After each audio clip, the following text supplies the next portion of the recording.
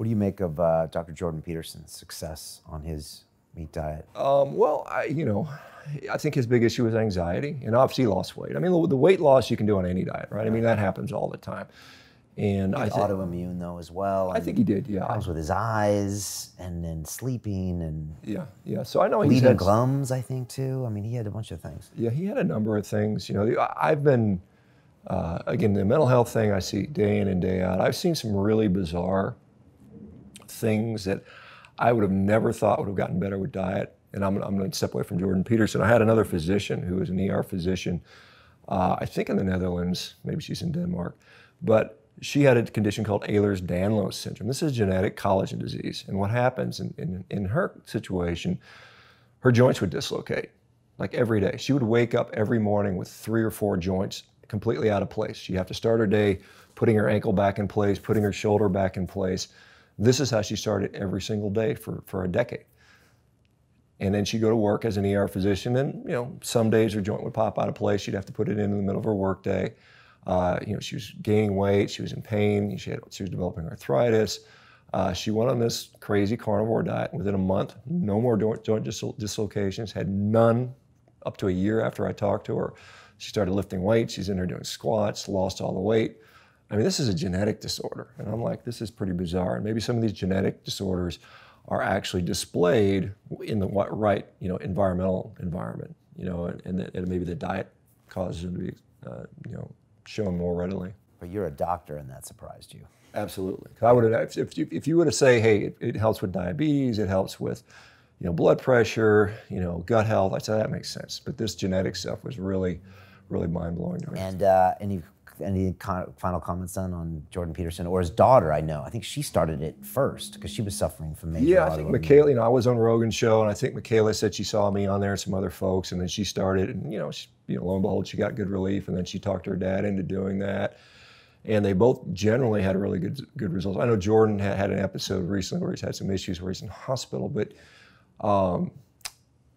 he's obviously not an unintelligent person, and I would argue that I'm not either. I mean, I've put a lot of thought into this. I'm not doing this, just willy-nilly.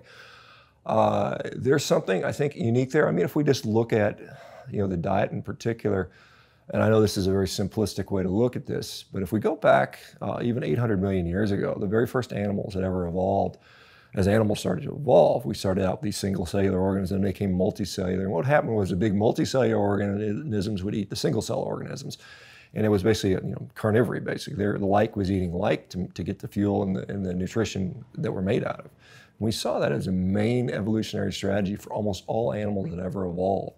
The herbivores came in later, and it was a very specialized adaptation that occurred. And so about 80 to 90% of all animals that have ever been on the planet have been carnivorous. And it's just easier. It's just an easier way to assimilate nutrition. You think about it, and I've operated on thousands of people, and I've cut people open. You look at them, we're made out of red meat. You cut humans, I know this is a little kind of gross here, but we're made out of red meat. And when we're rebuilding our tissues, when we're rebuilding animal cells, it's more efficient to do this. And we are highly adapted. I know there's vegans that think we're herbivores, and I think that's just nonsense. I mean, we are highly adapted to take on animal nutrition. I mean, we have all these gut transporters. It's extremely well, absorbed by our gastrointestinal tract. It's in the ratios that we need. There are compounds that are very helpful to human beings, and it's a very efficient source of fuel for us. And so I think when you do that, it's just an easier way to get nutrition, and it just makes sense. And some of the plants, well, clearly there are people that are eating plant-based diets or mostly plant. In fact, most humans eat a mostly plant-based diet. I mean, that's just the way it is. If we go back 10,000 years ago, prior to the dawn of agriculture, and you may or may not know this, but humans, 100,000 years ago, 50,000 years ago, were much taller. They were much bigger. They had bigger brains. Our brain size went down. Our brain shrunk by about 200 cc's. We went from Cro-Magnon, which is about a 1,500 cc, to what we are today, which is about a 1,300 cc brain. The reason we lost brain size, many people will postulate, is just our nutritional quality went down when we adopted a grain-based diet, because it's just less efficient nutrition. And we also know that our access to that food was dependent upon, there would be crop failures, and we would go through a period of time where we're starving.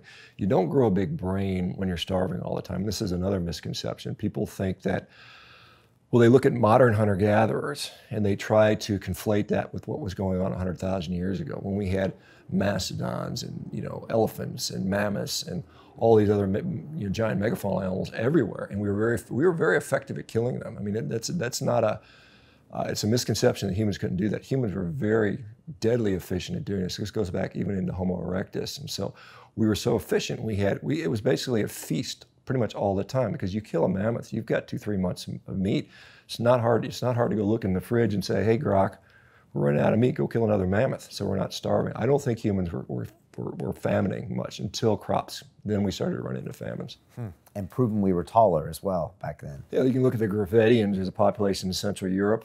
Their average height was estimated to be as much as 6'2" average. To contrast, the tallest population in the world right now are kind of the Dutch, the Central Europeans, some of the Nilotic Africans, whose average height is about 6 foot. This is 30,000 years ago, these guys were 6'2". So that means they had guys walking around who were 6'9", 6'11", big, strong people, bigger muscle attachments, giant people, literally, with bigger brains.